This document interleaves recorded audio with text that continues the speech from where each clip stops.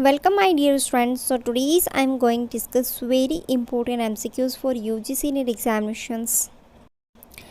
First of all I'm discussing an important जो curies आ रही है कि मैम हमारे से मतलब कि फॉर्म भरते टाइम गलती हो गई है, मिस्टेक हो गई है कैटेगरी में, तो उनकी जो प्रॉब्लम है मैं आप पे बता देती हूँ कि आपको यहाँ पे 2 दिन दिया जाएगा टाइम कि आपकी जो भी मतलब जो भी आपने मिस्टेक की है फॉर्म भरते टाइम, आप उस मिस्टेक्स को करेक्शन कर सकते हो या फिर आप अपने जो फॉर्म फिलअप किया है उसको करेक्ट कर सकते हो। ठीक है, सो डोंट वरी, आपको 2 दिन का टाइम मिलेगा कि आप अपने फॉर्म को करेक्ट कर पाए। ठीक है, तो जो भी आपकी मिस्टेक हुई है उनको नोट डाउन करके रखो।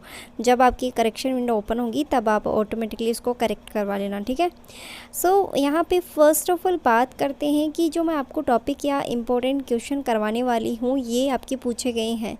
ठीक है, तो आपको और आई होप कि अगर रिपीट होते हैं आपके पास में तो आपके 2 मार्क्स बढ़ने के चांसेस बहुत ज़्यादा हाई हो जाते हैं।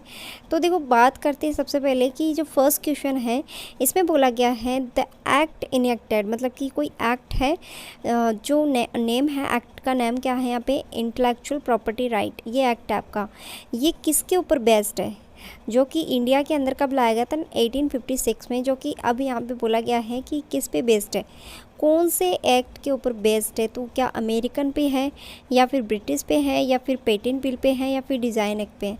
तो देखो ये जो पूरा का पूरा डिपेंड है या बेस्ड है ये है ब्रिटिश पेटेंट लॉ के ऊपर 1852 के ऊपर। ठीक है ना, तो इस टाइप से क्वेश्चन घुमा फिरा के क्वेश्चन पूछे जाते हैं यूजीसी नेट एग्जामिनेशन। ऐसा नहीं कि डायरेक्ट जो भी क्वेश्चन दिया है आप उसका सीधे सीधे आंसर दे दोगे। ठीक है ना, इसके लिए बहुत गहराई में डीपली पढ़ना पड़ता है, इसका इतिहास पढ़ना पड़ता है, इसका हिस्ट्री बैकग्राउंड पढ़ना पड़ता है, तब जाके आपसे क्वेश्चन बन पाएंगे। ठीक है, नेक्स्ट मूव करते हैं। अब बात करते हैं इस क्वेश्चन के बारे में जो कि रिसर्च जो मेथड्स हैं उसके डिपेंड होकर आया था ये क्वेश्चन। तो यहाँ पर बोला है कि जो आपका प्रयोग विधि है, मतलब कि जो भी जितने भी आप सेटिंग्स है एंड द गिविंग प्रोसेसिंग, मतलब कि किस मेथड्स के अंदर आपको प्रोसेसिंग से होकर गुजरना पड़ता है। तो देखो यहाँ पर आपके पास में है फर्स्ट ऑप्शन है केस स्टडी। क्या केस स्टडी करना पड़ता है या फिर एक्स फैक्टो मेथड है या फिर एक्सपेरिमेंटल मेथड है या फिर डिस्क्रिप्शन सर्वे मेथड है। तो इसका जो राइट आंसर है वो है केस स्टडी मेथड, मतलब कि जो भी आपके पास में रिसर्च का जो टाइप है वो है केस स्टडी मेथड, इसका राइट आंसर है। ठीक है, next question is depend on the higher education unit के ऊपर डिपेंड है पूरा, क्योंकि ये हायर एजुकेशन का ही क्वेश्चन है। सो of which fundamental right is the foreigner in India deprive of, मतलब यहाँ पे बोला है कि जो विदेशी जितने भी यहाँ पे रहने वाले लोग हैं उनको कौन सा अधिकार इंडिया के अंदर नहीं है। तो ये बहुत यूनिक क्वेश्चन है, तो इसका जो राइट आंसर है to vote at the time of parliament election, मतलब कि जो पार्लियामेंट के जो इलेक्शन होते हैं उस पर वोट देने का अधिकार नहीं है, किसको, फॉरेनर को। क्लियर है, नेक्स्ट मूव करते हैं।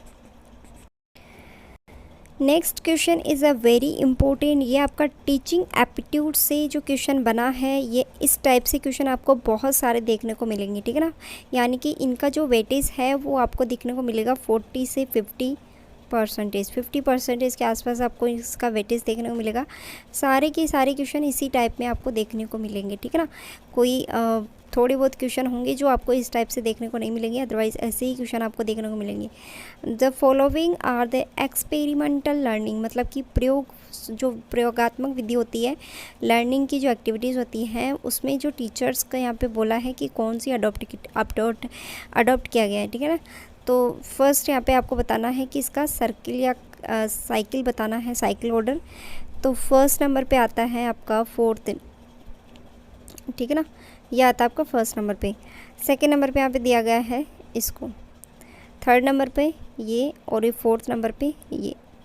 ठीक है, तो इसका जो राइट आंसर है होगा बी, क्योंकि इसके अंदर पता है क्या है, बोला गया है कि जो प्रयोगात्मक विधि लाई गई है वो आपको इसमें बताना है कि इसका क्रम क्या होगा। ठीक है ना, तो इस तरीके से इसमें आंसर्स होंगे। Next is a very important to which country the credit given to the coin of term information society. यानी कि यहाँ पे बोला कि जो इंफॉर्मेशन सोसाइटी है ये मतलब कि कौन सी जो कंट्री है उसको क्रेडिट दिया जाना चाहिए इस टर्म के लिए, किसने कॉइन किया है, या फिर यहाँ पे कह सकते हैं कि ये जो वर्ड किसने यूज़ किया सबसे पहले। तो ये जो वर्ड है ये आपका यूज़ किया था जापान ने। So this is the correct answer. I hope कि आपको क्लियर हो रहे हैं, तो प्लीज़ लाइक करते हुए चलें। सो बिग अनाउंसमेंट है यहाँ पे कि नंबर 1 बेस्ट नोट्स प्रोवाइड है for UGC net examination PDF format में ओनली ऑन लो प्राइस पे। 1 डे आपको डिस्काउंट ऑफर देखने को मिल जाएगा यहाँ पे, ताकि जो जितने भी यहाँ पे कह सकते हैं कि जो जितने भी बैकवर्ड फैमिली से हैं तो उनके जो पूरे के पूरे बच्चे हैं वो यहाँ से नोट्स परचेज़ कर सके, इसलिए मैंने यहाँ पे बहुत ही कम कॉस्ट रखी हुई है। ठीक है, तो पेपर 1 आपको मिल जाएगा। पेपर 1 आपको हिंदी एंड इंग्लिश लैंग्वेज, यानी कि अगर आपका लैंग्वेज इंग्लिश है तो आप इंग्लिश सेंड करोगे कि मेरा मीडियम इंग्लिश है, और हिंदी मीडियम से हो तो हिंदी मीडियम सेंड करोगे कि पेपर 1 हिंदी मीडियम। ठीक है, और पेपर 1 इंग्लिश मीडियम, आपको ऐसे सेंड करना है मुझे। एंड कॉमर्स में आपको देखने को मिल जाएंगे नोट्स। बात करें मैनेजमेंट की तो इसके भी नोट्स अवेलेबल हैं और 1 डे डिस्काउंट ऑफ़र है, और इकोनॉमिक्स के नोट्स अवेलेबल है, पॉलिटिक्स साइंस के अवेलेबल है, लेबर वेलफेयर, इंग्लिश लिटरेचर, इन सभी के नोट्स अवेलेबल है। So if you want send message on WhatsApp पे आप मुझे मैसेज करके विद इन सेकंड्स में आप नोट्स ले सकते हो और अपनी स्टडीज़ को कंटिन्यू कर सकते हो। ठीक है, बहुत ज़्यादा इंपॉर्टेंट नोट्स है, चैप्टर वाइज इंक्लूडिंग नोट्स है, तो please don't miss my notes. Move to next questions. The book library administrative, ये बुक है, was bought out by the Ranganathan in, तो इन्होंने कब बोट की खरीदी, तो ये है 1935 के अंदर। ठीक है, this is a very important MCQs। BSO in classification stand for, BSO क्या है? देखो, अगर आपको UGC नेट की प्रिपरेशन करना है तो सिंपल सा मैं आपको बता रही हूँ कि यहाँ से आप बहुत ज़्यादा अच्छी तैयारी कर सकते हो। मैंने यहाँ पे टीचिंग एप्टीट्यूड की प्लेलिस्ट बना रखी है। ठीक है ना, तो आपको प्लेलिस्ट में जाना है, देखना है वहाँ पे कि जितने भी मैंने टॉपिक कराए वो बहुत ज़्यादा इंपॉर्टेंट है।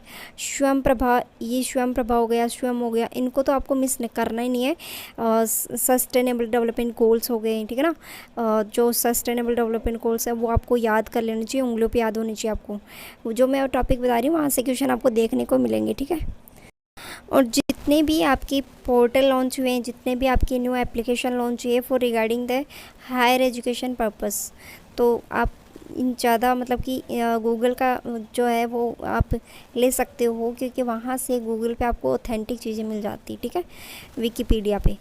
एंड BSO का फुल फॉर्म होता है ब्रॉड सब्जेक्ट ऑर्डरिंग। ठीक है ना, क्या मीनिंग होता है ब्रॉड सब्जेक्ट ऑर्डरिंग, ये this is the correct answer.